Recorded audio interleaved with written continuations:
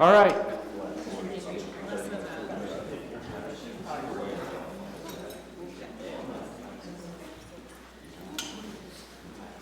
I didn't even have to do that funny noise that John sometimes has to do to start class. Has to do, or Wants to do whatever he says. unless you are. You got in here too early. We were greeters and she was still out there, and I said, stay out there a little while longer because there might be a few things I want to say before you get in here. That's not true. Hopefully she won't give me too many looks this morning. My dad used to say,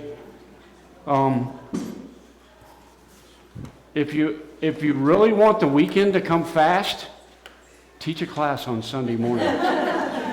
Because it seems like it does get here pretty fast when you've got a class that you got to be ready for on Sunday morning. I thought that's pretty funny.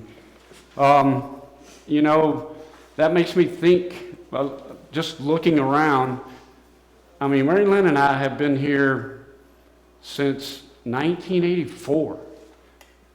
And that's 40 plus years, which just does not seem right to me for some reason. And, I've taught, and I'll talk about this here in a minute. I'm not sure. I wanted to ask if I asked the question, how many of you have never been in a class that I've taught before? Who would raise their hand up? Never been in a class I've taught before. There's a bunch of you. I knew there would be a bunch. I know back behind Clay, there's several. I've taught quite a few classes over the years, not that many recently. We used to have, I don't know if I've ever taught one actually here in the fellowship hall, maybe a couple. The fellowship hall used to be the old people's class. Besides the old people that are in the, don't tell them I said that, that are over there, this kind of used to be the older class, and then we had a class back there that we had for a long time. Back, a lot of you may recognize the name, you may not. It was back when James Hallmark was here. That's been quite a while ago. And we called the class The Edge. So I don't know I think James made that up, I'm not sure, but it was a fun class to have, and we had a lot of fun times together teaching class. But I don't, looking around at you younger folks over here and a lot of other newer folks that are here, over 40 years it changes. I don't know that you've heard me teach a class, so I don't know if you're lucky. I think you might be that you haven't heard me, or we'll see after we're done. So like I said, Mary Lynn and I, who she's already commented back there, that's Mary Lynn. I'm Barry, if you don't. I think most of you know me, but she is, if I can say rock star, I don't know, that commercial says you can't say rock star anymore, but she's the rock star of the family, no doubt about that. Worked at WT for almost 40 years, retired now, but then, of course, immediately got a job and is the Mother's Day Out director here. So if you don't know about the Mother's Day Out program, I didn't know about it before she started doing it. I knew about it. I knew it was over there, and I knew things happened on Tuesdays and Thursdays, but there's almost 60 kids that come to this church, and I know you know about it too. You were the director for a while too, but you don't realize what happens on those days. Almost 60 little ones and 7, 8 teachers. I don't know how many teachers. And there are a handful that go to church here that use that do it, kids that are here, but the majority of them are from the community. And it's an awesome outreach program. It's an awesome way to show people who we are at university. It's the best way to do that. And, I'm happy that she's able to help. And, I told her she was crazy. You went from working with police officers for 30 years, now you want to work with 2-year-olds, 1-year-olds, kind of the same, maybe, I don't know. They kind of act the same, maybe. Renner's not in here yet, is he? Present company accepted. But I remember, we'll get to the lesson here in just a minute. I'm going to try to hurry because I know I'll run out of time pretty quick. But I remember a couple of lessons over the years that I did. So if you're under 40, I want you to answer this question. Does anybody in here know, under 40, who Mr. McBeevy is? Anybody over 40 know who Mr. McBeevy is? You do, really? I like it. Oh, yeah. So I taught a lesson over Mr. McBeevy. If you don't know who he is, I don't know what episode it is, but you should go watch Andy Griffith, Mr. McBeevy. It's an awesome episode, and it's one it's a great one it's a great lesson for a dad or a granddad to learn. So that's your assignment. Go watch Mr. McBeevy on Andy Griffith. You know, back when we did the classes with James Hallmark, we did a series called Pneuma. Some of you may have heard Pneuma. I don't know if you have or not. It was Rob Bell. But we did lessons, you know, we did a lot of different kinds of lessons, a lot of things. I'm better at, which as you can tell, I don't know if I'm better at either one of these, but I feel like I'm better at a topical thing and not a, what am I trying to say? Textual, thank you. I couldn't find the word. Textual, even though we'll look at something here in just a minute textually. I'm better at a topical thing. And we had lessons from a lesson called the Bullhorn Man that some people may have heard before. I don't know where. We had an individual here in town that would stand on the corner at 4th and 23rd with a bullhorn. And I guess he called it preaching. I don't know. It sounded like a lot of yelling to me. And I'm not sure how many people he reached, but, you know, probably there's a time when you should get loud and maybe you should be, lots of times when we should be more passionate about what we believe. Whether or not we should get that passionate, I don't know. I mean, to me, that doesn't seem to work as well. I did a whole series of lessons over Dr. Seuss, a Dr. Seuss book. You wouldn't think you could do that, but I thought they were okay. They were kind of funny. Dr. Seuss. I don't know if John's in here or not, John Clayton's in here or not, but I mean, I did a lesson on the Big Bang Theory. Not his Big Bang Theory he's talking about, but actually the show Big Bang Theory. I wouldn't condone watching that, but it is funny sometimes. I don't watch it all the time. Should I not say that? Mary Lynn and I did the Grief Share series here at this church back. You know, that's one thing. When you're here for 40 years, you go through a lot of things with people. And you guys become our family. You have people like that out there that just become your family. And you know, that series was hard. It was during a tough time. But it was good for us, and it was good for a lot of people to go through that Grief Share series where you were able to meet with other people that were going through the same things. I think my favorite one, and it hasn't been that long ago, that I did that it's kind of funny but kind of not. I did one over, we did one over the Good Samaritan. And I had read a study about where this seminary place or a university did a study with their students, their seminary students, and did something about the Good Samaritan and how people reacted to different things. And so I thought, I might do that here just for the fun of it.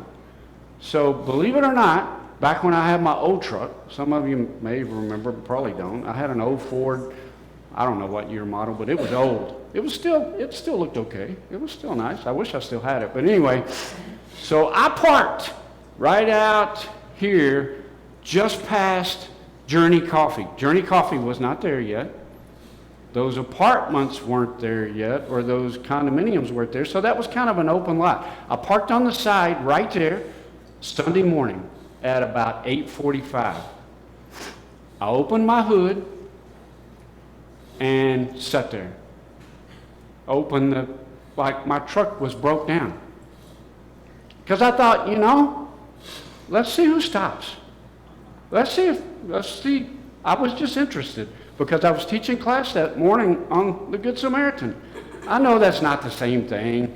I mean, the truck looked good enough, and I didn't look like I wasn't beat up on the side of the road. I didn't look like I was in any distress, but I was sitting there with my hood up.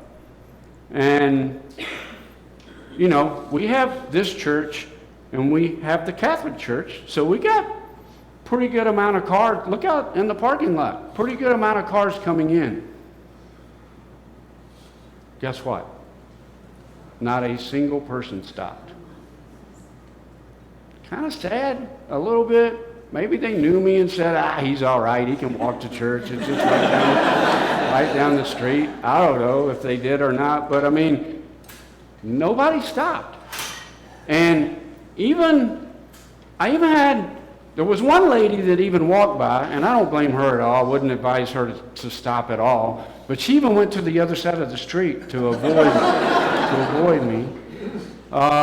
Had a car that, actually this car went to the Catholic Church, so we can blame it on the Catholic Church, that had a religious sticker on the back of it, and had 2 police officers come by and didn't stop. I'm like, come on, guys.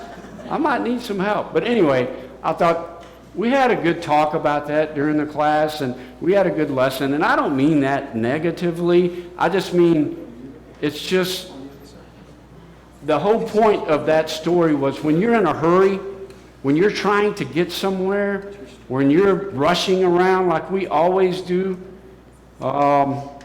sometimes that affects how we're able to be helpful, how we're able to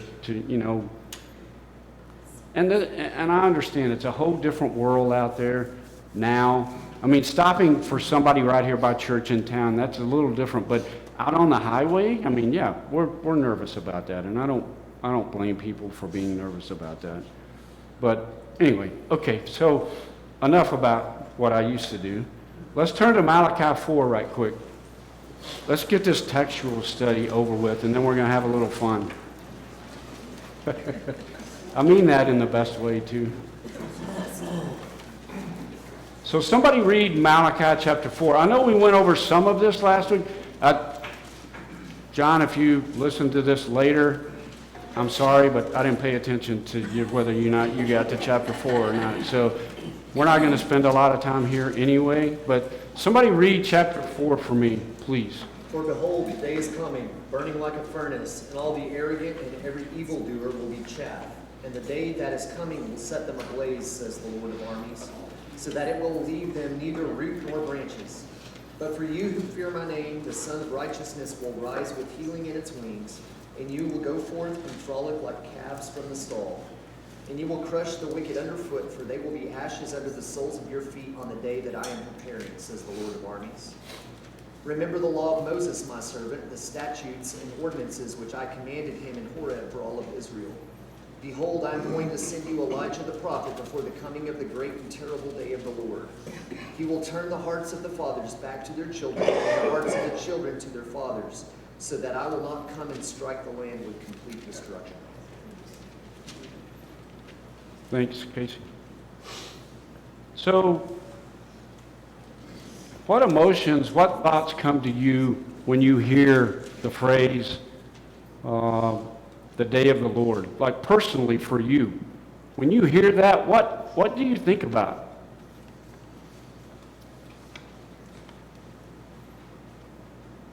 Judgment. Judgment, yeah. That's interesting that would be the first one that comes up. I mean, it doesn't surprise me, but... It's when he comes back to make it all right. As I get older, the world gets weirder. I think let's go. It's what? Let's go. Let's go. Yeah. Yeah. I have a friend that, one of my best friends that actually used to be the youth minister here a very long time ago, before Brad, before everybody else. But he has said that his whole life. I'm ready, come, now. Even before the way things are. I mean, it's even way different now than it used to be then, although kind of not. Yeah, I mean, I think that's a good thought to have, a good way to think about it. I mean, I don't know if we think about it a lot or not. I mean, we know it's coming. We just don't think it's coming while I'm alive.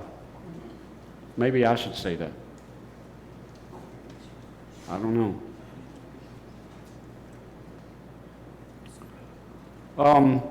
So where it talks about frolicking like well-fed calves, what does that mean?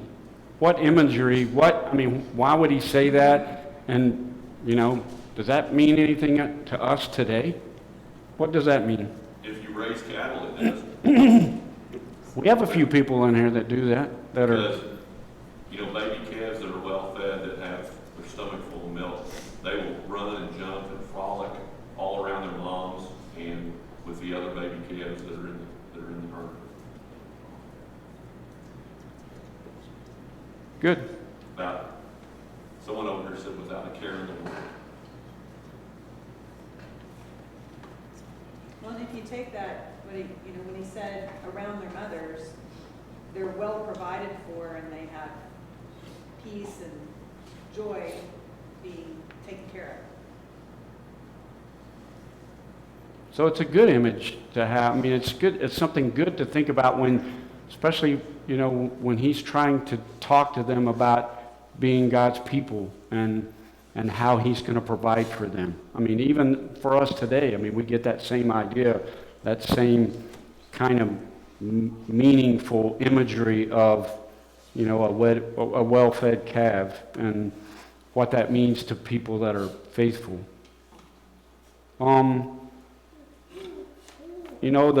The middle section talks about remembering the covenant. And how does obedience to God's word prepare us for challenges that we're going to have in the future? How does that help us?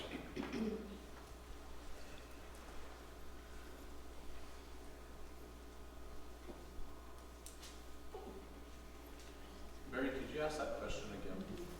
How, being obedient, how does that prepare us for things that are going to happen in the future, for things that happen to us, the challenges, how we can become spiritually renewed? How does, being obedient to God going to help us in that?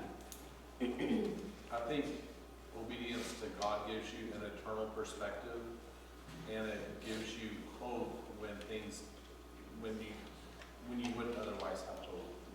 And you can trust God to know that He'll set things right in the end. Even if you don't live to see it, He'll set things right, and you'll get to celebrate that rightness with Him.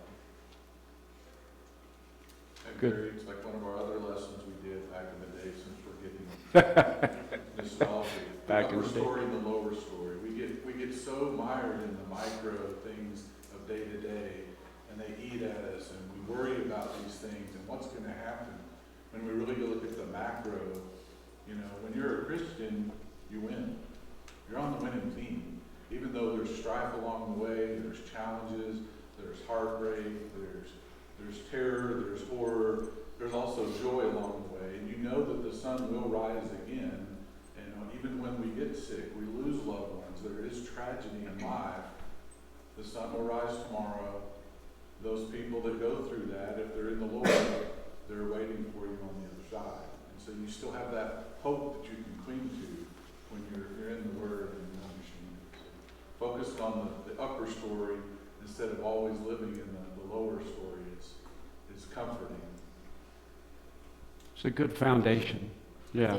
I think too, when you have something, especially if you have like an event, it can be really disorienting and really it it's just disorienting, especially if it goes on for a while. And that rhythm of obedience, and even things like, not just things that you do, like prayer or Bible study, but like coming to church. Those things can help be an anchor in when you are feeling disconnected or disoriented, which is what the devil really wants you to feel like. You're abandoned. You're out here by yourself. Nobody cares. But just that, going back to the things that are fundamental and foundational in your faith, and people, it really can be really tempting to separate yourself from not just God, but people. But obedience requires you to be connected to God and faithful Christians, which can make all the difference in times of trouble. Good. I'm thinking, just backhand a little bit, that this is a prophecy of John the Baptist's ministry. And we have a comparison between those who reject, the Jewish people who reject God's word versus Torah, basically, versus those who accept it. And then you go to like Matthew 3, you have the picture of the threshing floor, gathering into barns, burning, all of that. But this is specifically about John the Baptist's ministry causing a split in Israel. Even Luke talks about the rising up and the falling of the good versus the bad, too. So I think we're talking about the ministry of John the Baptist. Right. Of course, forerunner for the Messiah, of course. Right. No, good. And how does that help us? Kind of in the last part, it talks about, this promise and the warnings. So how, in light of the warnings and the promises that we have, how does that affect how we live our life? Do we do anything different because of what's happened in the past, because of the warnings, maybe more because of the promise that's coming? I think it's important, like we talk about, these days and things are bad. And if we've known all along that God said, this is coming, but this is what the end is going to be like, then we don't have to be fearful. We may not enjoy, or we may still want, like you said, there may be a time that we need to rise up and be heard, but we're not hopeless. He's already told us that he's with us and what's going to happen. Have you talked about who my messenger is? Okay. Anyway, Malachi 2:7 says who the messenger is, and that's the high priest. This whole prophecy is introducing introducing the new high priest. To come. The people and the people's response to this high priest. He took situations that are happening right now. Basically, they're ignoring the priesthood. But then in 2:7, he said, my messenger is giving my word here. And then at the end, he's saying this is a precursor to our new high priest. It's Right. another part of this. A lot of indications to Jesus for sure. And that, that's what we should take from this, from Malachi, and the fact that it's, it is the last chapter, the last book in the last chapter that points toward Jesus and everything he does in his ministry. So, all right, that's the extent of my, hey, hang on. One You- more thought. one more. on that one. I think it also, if we look at it, God has a track record. So they didn't, they had his track record there too. You look back and he promised to take them out of Egypt, and he did.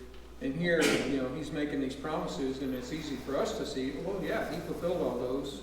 We look in the New Testament, they didn't have that. But we should be able to look at that and say, hey, when God makes promises, he keeps them. He's got a track record of fulfilling, even in spite of the desperate times. We have that advantage, for sure. I think it helps.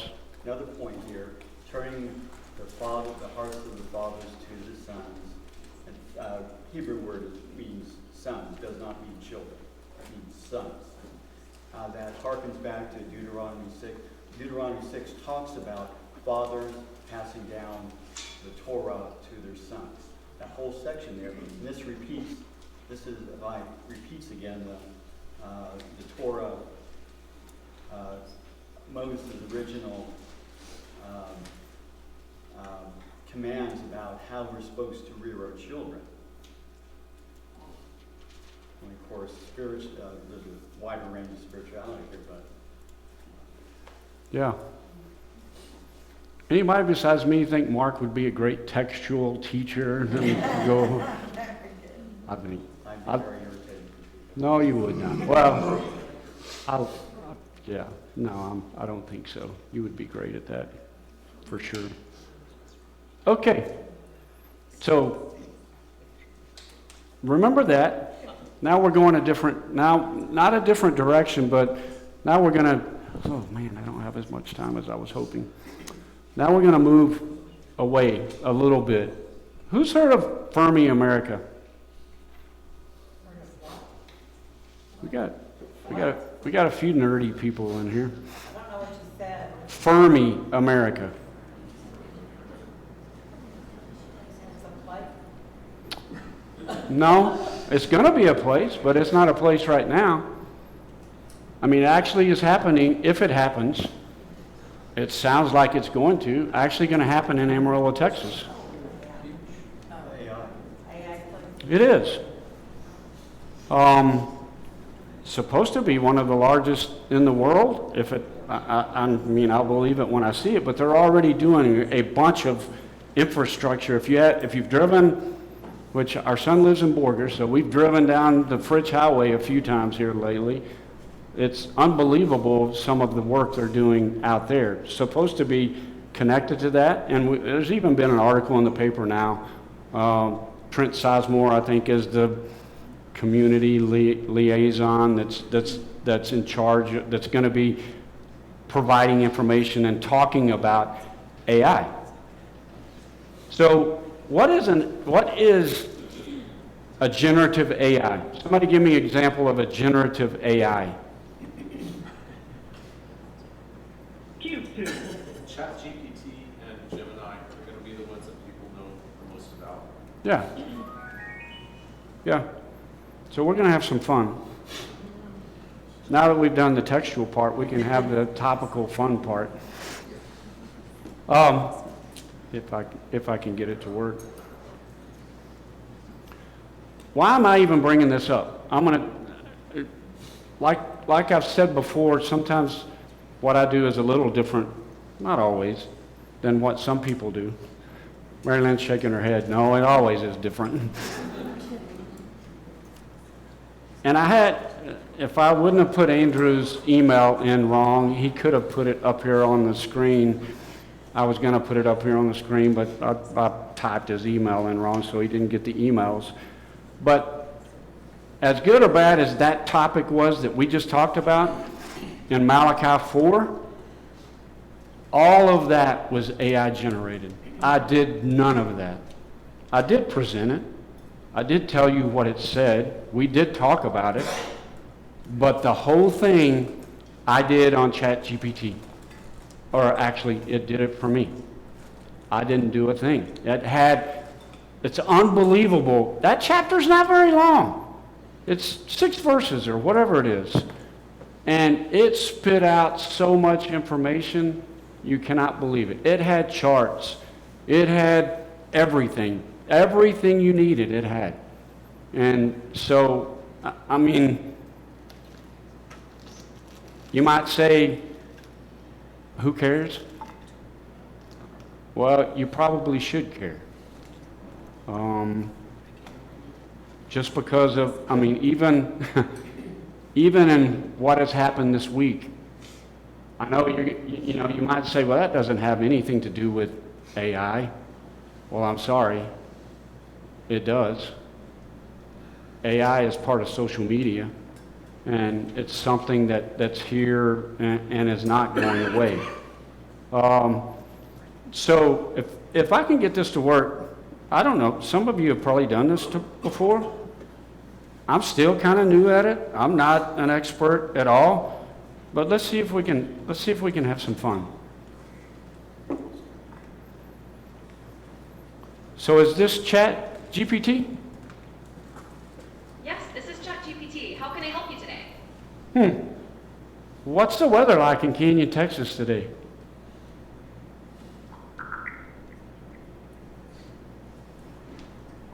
Today in Amarillo, expect mostly sunny skies with a chance of afternoon thunderstorms. The high will be 86 degrees Fahrenheit. Tonight, expect mostly clear skies with a low around 61 degrees. Tomorrow, anticipate partly cloudy skies with a high near 88 degrees. Actually, I asked for Canyon, Texas, not Amarillo.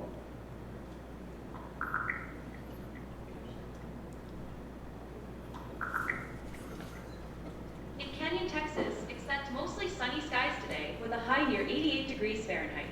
There's a slight chance of afternoon thunderstorms, which could bring localized damaging wind gusts. Tonight, expect mostly clear skies with a low around 62 degrees. Thank you. You're welcome. If you need anything else, just let me know. So, what are cattle prices going to do next year? Cattle prices can be influenced by many factors, like weather conditions, feed costs, global demand, and market trends. For the most accurate and up-to-date information on cattle prices, it's best to check with agricultural market reports or financial news sources. If you're looking for specific forecasts or trends, I can help find more detailed information. Thank you. You're welcome. If you have any more questions, feel free to ask. So, what's the temperature in Toronto, Canada?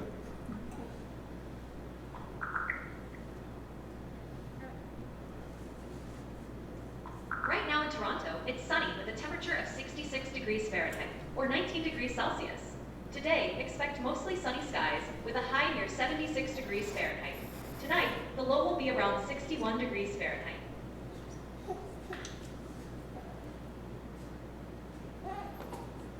Anybody else have a fun question? Give me a fun question.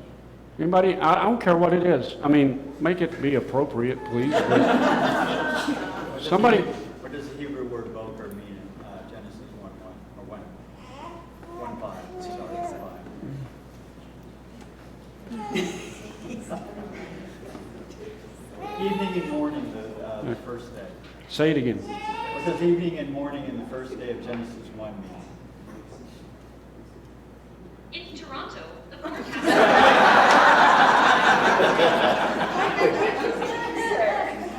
the evening, expect clear skies with temperatures around 66 Okay, degrees thank you. Fahrenheit. Early Friday morning, temperatures will be Okay, around you can 61 stop. degrees. You're welcome. If you have any more questions, just let me know. So, what does evening and morning in Genesis 1 mean? In Genesis 1, the phrases evening and morning are used to describe the sequence of days in the creation story. Each day of creation is introduced by the words, "There was evening and there was morning," followed by the number of the day. This pattern emphasizes the cyclical nature of time and the orderly progression of creation events. It highlights the transition from one phase of creation to the next. Okay, thank you. Ask You're her welcome. Ask her If you why have there's any no more morning or questions, evening on feel the free to seventh ask. day. There's no morning or evening mentioned on the seventh day, so I asked her this about that.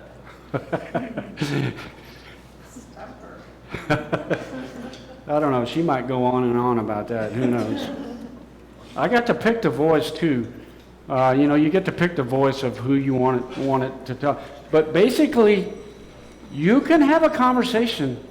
I mean, it's like Siri, yes, but Siri is not as friendly. Siri is not as back and forth with you as this is. And like Lance said, I mean, there's a bunch of different ones that you can go to and you can talk about. Sure. I'm a fan of this. An example is there's squash bugs taking over that garden out there. And often, what's the word? Like, what can I do to get rid of these squash bugs? And it'll say, diatomaceous earth or neem oil or these organic things, and I'm like, it's too late. Like, give me something more poisonous. I mean, you can say anything you can say, and they're like, well, you're hurt the ecosystem or bees, and I literally be like, I don't care about the ecosystem or bees. Like, all I know is bugs in my garden.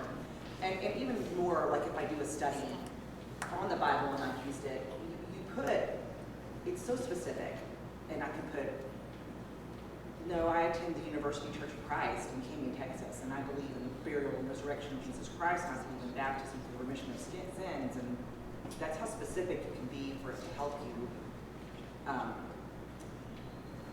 to not follow a false doctrine. Like, it can be scary, you have to check it, of course, it's a robot, but you can be very specific in your questioning of that.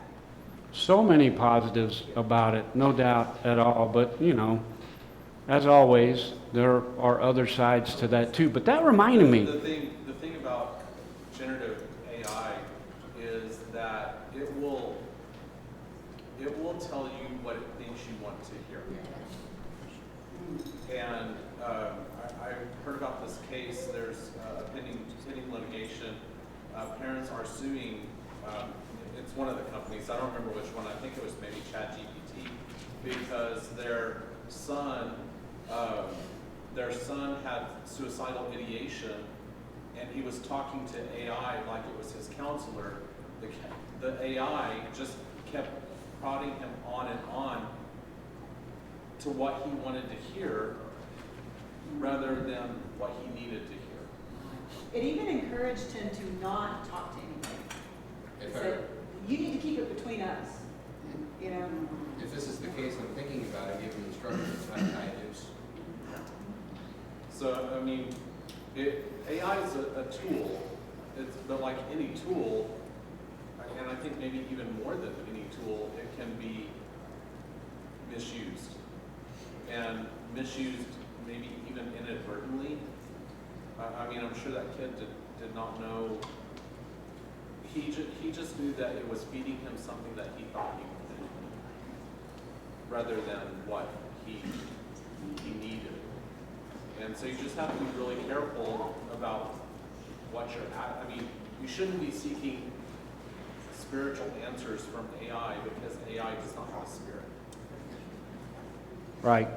And it's not always right either. I mean, last year I was trying to ask you who I should start in my fantasy football league quarterback. Should I start Caleb Williams or some other guy? I think it was like Brock Purdy. And I was like, Caleb Williams is still in college. I'm like, no, he's not. He's playing for the Bears. And I was like, I think I pasted a document from ESPN about Caleb Williams playing in the NFL, and it's like, no, you're wrong. He's still in college. But it's right here. It's right The other here. thing with these generative AIs, the big question you have to ask is what is the data set that who's picking? In the same way we look at media outlets, and we look at what they choose to cover and what they choose not to cover, what they choose to include and promote and put on their front page, and the things that they choose to push to the back. Generative AI does the same thing, but it's all in the data that it considers, and the people who choose what it should look at, because it will give you answers based on that. Yeah. And the vast amount of data that it is considering is things from social media. And you get on social media and look at what people post on social media, and if that's what your data set is, your output's going to be skewed.